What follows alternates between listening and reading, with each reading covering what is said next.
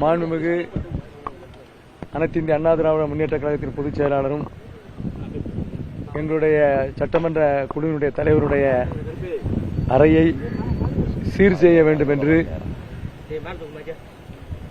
பேரவைத் தலைவரிடம் மனு கொடுத்தோம். அந்த அடிப்படையில் அந்த இடம் வேலை ஆரம்பித்து விட்டா என்று பார்க்க வந்தோம். அவர்கள் நாளைய தினம் இந்த வேலையை தொடங்க சொல்லியிருக்கிறார்கள்.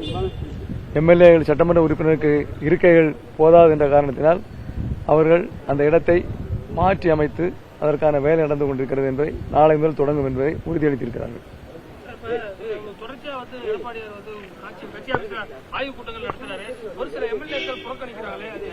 இதுக்கு பொதுச் செயலாளர் ஏற்கனவே விளக்கம் கொடுத்துட்டாரு. அதனால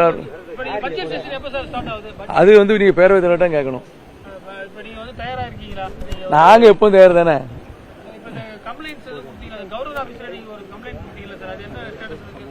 அது கவர்னர் பதில் கொடுப்பாரு.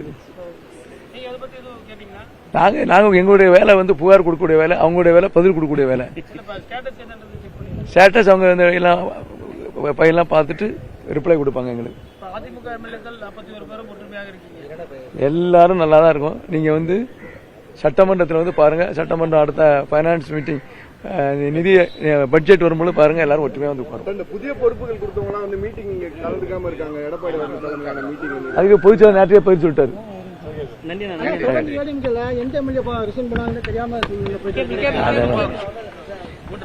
எல்லாம் முடிஞ்சு போச்சு.